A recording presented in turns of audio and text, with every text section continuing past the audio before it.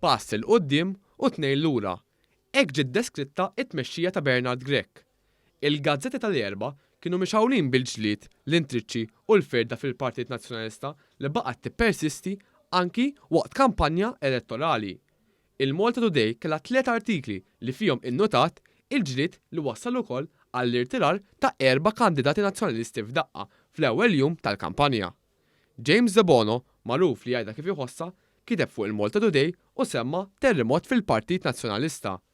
Qal li Bernard Grech ma jistax jistenna li jmexxi l-pajjiż jekk lanqasu kapaċi jmexxi il-Partit Nazzjonalista.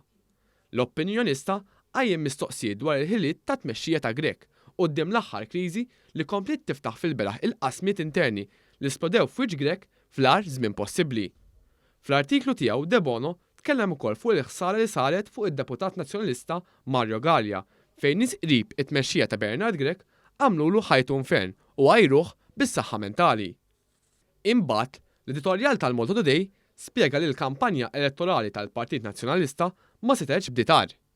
Bit-titlu Renewal is easier said than done, l-editorjal jispjega li l-ebda spin politika ma tista' taħbi it-tensjoni li hemm fid-Dar Ċentrali.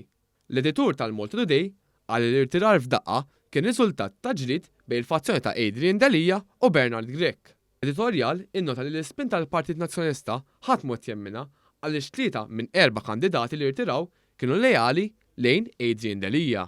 L-editorjal temm jisħaq li l-Partit Nazzjonalista mhux biss qed jaffaċċja l-istess kritika tal-2017, iżda għandu wkoll l-istess uċuħ antiki. Sa dan it-tant, Rejfil Vassallo seħħ is-suppost ġid bħala żmien opportun ta' tpattija għal dawk li kienu wara Adrian Delia fit-tellieqa tal-kap tal-Partit Nazzjonalista. Bit-titlu Rejuvenation of the PN looks more like payback time to me. Vassallo sejjaħ l-irtirar f'daqqa tal-4 kandidati nazzjonalisti bħala mass exodus.